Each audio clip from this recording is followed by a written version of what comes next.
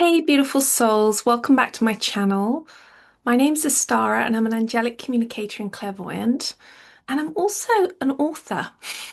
I wrote a book on a survival guide to being a spiritual empath, which kind of meant that I was connecting two terms together, spiritual and empath, at a time when I didn't see anyone else doing that. There was a lot about empaths, which I thought was amazing, and there was a lot about spiritual stuff. But what I really wanted to bring into the light was my experience, which is where, yeah, I was feeling empathy and the kind of feeling based experience you have as an empath, but I was also experiencing a huge amount of spiritual information coming into my field, whether it was people's thoughts, whether it was seeing entities, whether it was feeling vibrations and frequencies. And I decided that because no one else was doing it, that it was really important that I wrote that book. And what it was listening and bringing together, gathering all this information that I'd gained over 20, 30, 40 years of working in this world as a spiritual empath. Most of it feeling pretty rubbish, most of it feeling pretty disempowered.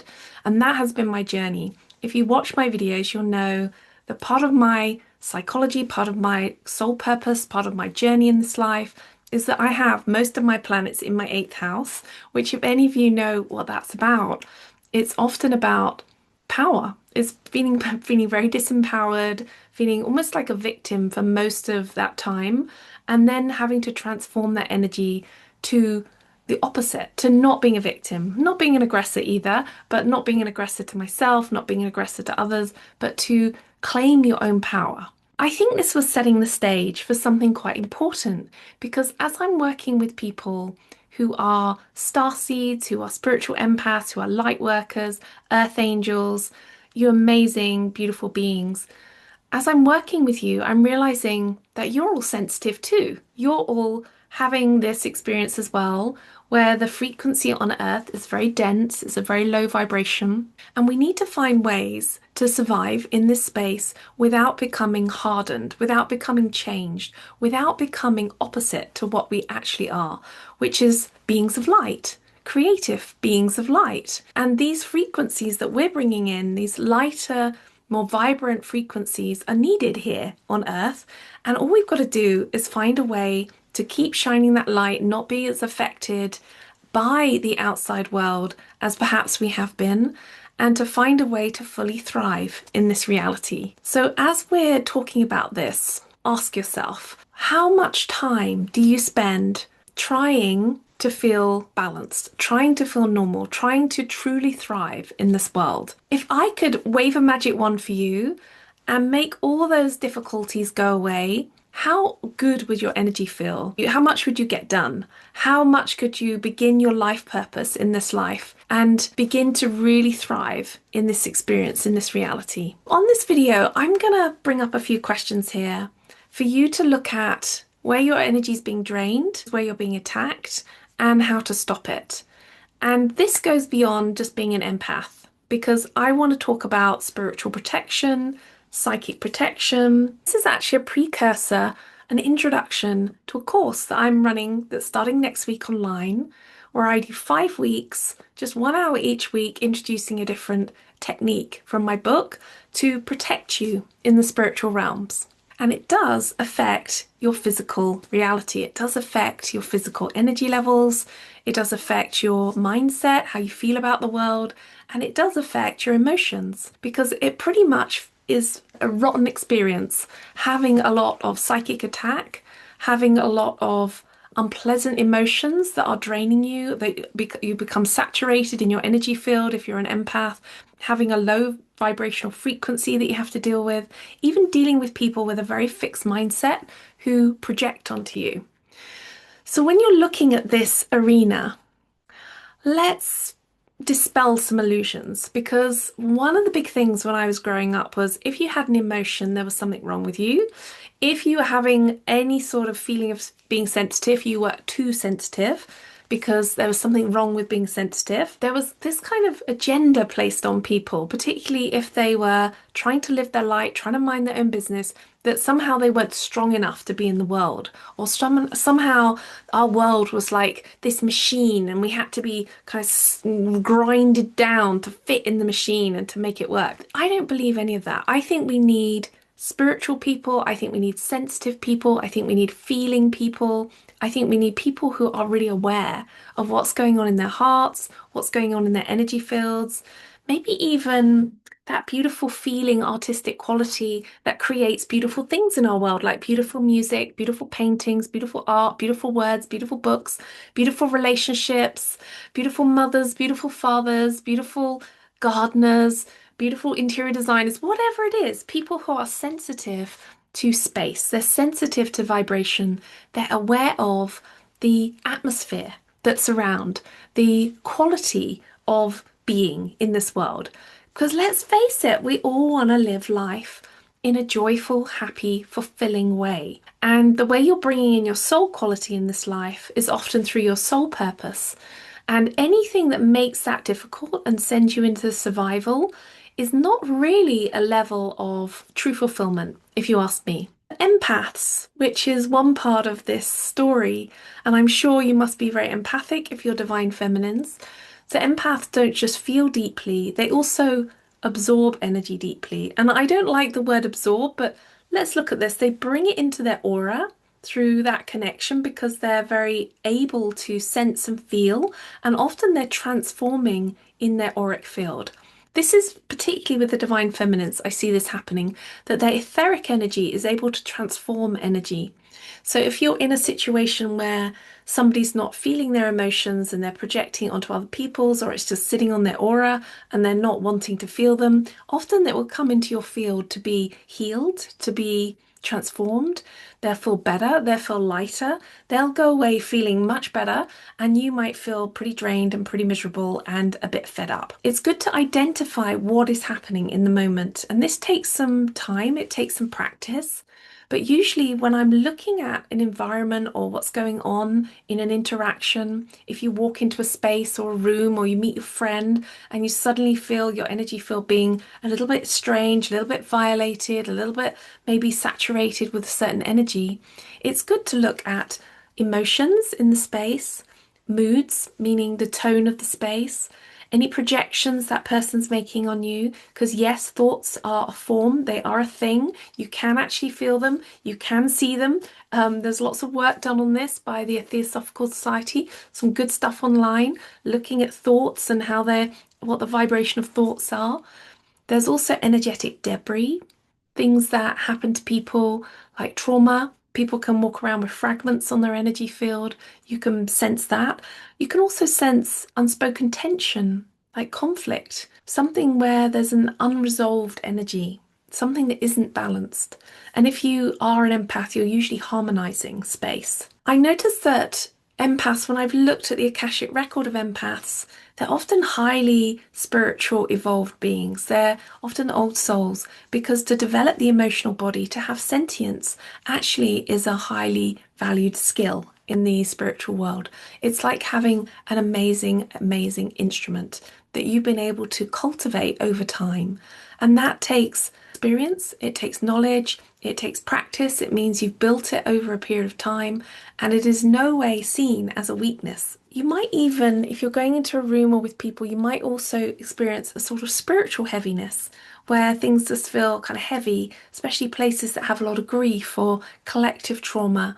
Even people who are not spiritual and they're very much in their heads, very much in their minds, and they're not aware of the spiritual world, that energy doesn't go anywhere. It just kind of floats about, even if they're not connected to it, and you can pick up on it. There has to be a natural flow of energy moving through the mental, emotional, physical, spiritual bodies to create flow. Otherwise, things become stagnant. Just because you are naturally open-hearted, maybe as an empath, a light worker, intuitive, receptive, it does mean that you're often walking around with a brightness in your aura in the world which other things get attracted to. And that openness is actually part of who you are. And it does annoy me when I hear people talking about, oh, empaths have no boundaries, blah, blah, blah, blah, blah, it's trauma-based. This is not true. Yes, we all need really good boundaries, and this is what some of these techniques look at.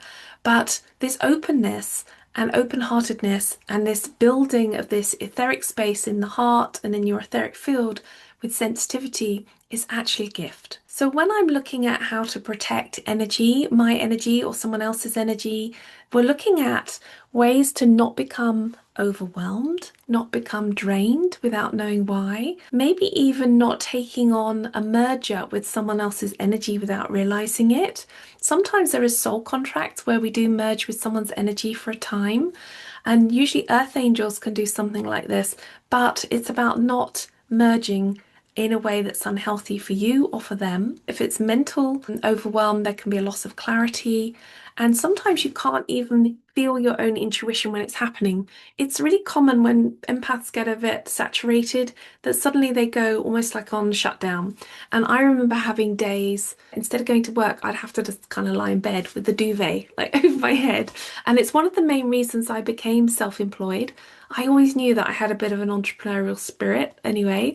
It didn't really interest me to be employed, but I know if sometimes the jobs were really interesting, but I noticed anything that meant that I didn't have the freedom to decide if I could stay in my own space and protect my own energy for a day, it just became problematic. So I became self-employed very young in my 20s.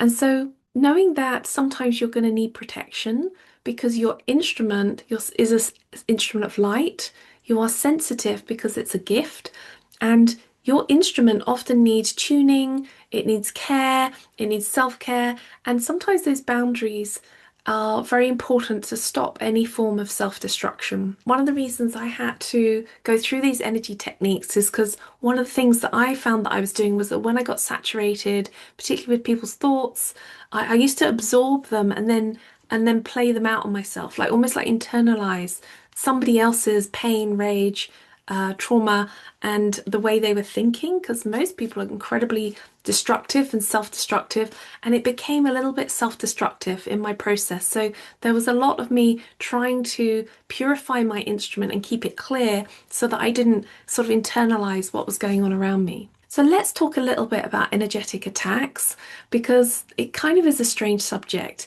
but it's important I think we cover it, particularly as I've been doing a lot of twin flame things and we sometimes talk about spells, we sometimes talk about karmics, we sometimes talk about this mental telepathy. So let's talk about energetic attacks because it doesn't have to be kind of supernatural or dramatic, although I've heard a lot of people's issues now. I've experienced a lot of psychic attack and I've heard a lot of other people's experiences, and sometimes it can be dramatic. There can be this feeling of just overwhelm, like a psychic overwhelm, and you might even feel the people's projections on you. Whether that's intentional or not, it's still an unpleasant experience. You might want to begin to look at where you're being attacked. So, this is one of the things that I notice, and an attack can be very subtle or very dramatic. So, you can meet someone and you can feel their attack almost immediately. Sometimes people's thoughts are so fierce that I can just feel it coming into my aura. It can be like someone's jarring your system, or it can be from afar. People can get psychic attack from afar. You'll know it's happened because you can often feel just a bit off afterwards. You can feel heavy, you can feel drained, you can start doubting yourself, something that you feel really good about. Sometimes you don't feel good about it anymore. Just notice that this tired, foggy, or disconnected, this feeling from your own connection to yourself, your own spirit, can happen for no apparent reason. And it's really important here that you don't just blame something else. You don't just go, oh, sometimes people get headaches and they just go, oh, it's because I had this or did this or I haven't drunk enough water. All those things might be true, but to count out attack on psychic attack is not very helpful. So we're looking at well, where do I need to shield myself? Why do I need to protect myself? Because I care about myself and I want to look after myself. And so it takes a moment of honesty and asking yourself, what do I need to do here to stop this energetic drain? And one of the first things I went through is that I began looking at my energetic fields and I began to identify, where am I being attacked? Firstly, is it in my mental realm? Is it a particular chakra?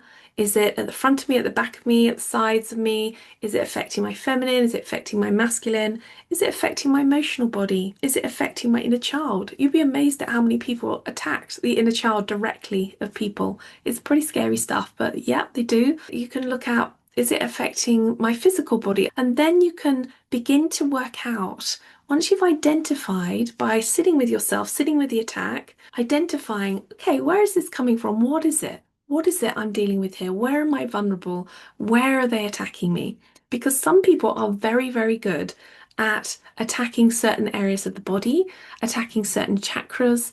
And when you begin to unpeel this, you can notice, okay, they're attacking me here. They're attacking me at the mental level. And then if you look behind that, particularly as a clairvoyant, sometimes you can see it happening. You can actually see the thought form coming towards you. Then you can ask yourself, what is it this person wants? And a lot of the time, people in this world want energy and they want it a certain form of energy. It's amazing how many people are disconnected from their spiritual source or the earth, which means they look around to get energy off other people. And some people do it using psychological tactics, some people doing it using mental tactics, some people do it using emotional manipulation. And this is where it kind of moves into psychology a little bit, because often you can notice a lot of these manipulations by people's behaviors. But if you can spot the energy and feel the energy, you can immediately clock, oh, this person attacks mentally, and that means I will protect my mental field, and then you can work out how to stop it happening. So, knowing how to protect yourself in these moments is key, and it's one of the things that I'm going to be teaching on this course that starts next week. If you are working with this as a spiritual empath on a very basic level, you want to be asking yourself, when something happens to you and you feel pretty rotten afterwards, and if you start feeling any particular emotion or tiredness or confused or any of those things I listed before, you get to ask yourself, especially as an empath, is this mine? Is this mine or not mine? This is the magic question I often ask. And then when I realize it's not mine, I will go into working out where it's come from, where it's sitting, because then I will try and work to push it out. One of the things I do and have done is to strengthen my auric field. Not an easy process. Some people just have a very naturally strong auric field. If you come from a place of fragmentation, like I have, then you have to rebuild your auric field. And the best thing about that is I know exactly how my auric field works now. I know exactly how to protect it, how to look after it. And that's the best thing, isn't it? Because then I don't need to go to anyone else to do that. And this is the kind of thing I want to teach and for people to understand so that you can do it yourself. It's the best thing that if you are in completely in your own power, this is what you want really from life. One of the best things that are helpful in like a daily routine for empaths and spiritual empaths is things like grounding, connecting to the earth, bringing your energy back into your body. Sometimes the energy bodies can get too dispersed, and bringing them in closer, even practicing that, bringing it out, bringing it in. And you can do that by just feeling to see where your energy field is open. You'll feel like a slight change in the air when you get to the edge of your energy field. And you can also do muscle testing or using a dowser to work out how far away your field is. So calling your energy in, pulling it in, making sure that you are aware of your energy bodies is really helpful. Now, there's a lot of protection techniques to do with shielding your aura. People put mirrors on their aura, like a feng shui mirror all around them to deflect anything away from them. These things need practice, and it's a good idea to do them every day before you go out.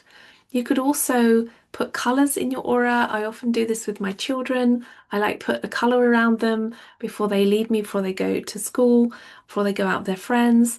And that helps to absorb and radiate this colour. So it helps to absorb anything that comes near them and also deflects it. You'd be amazed at how Color is a very useful tool, particularly if you're aligned with that, but it works with frequency, how entities will just stay away, and how you'll feel much safer within your color bubble, and also how much sustains your own energy. It keeps your own frequency high. There can also be other ways that we can work with this.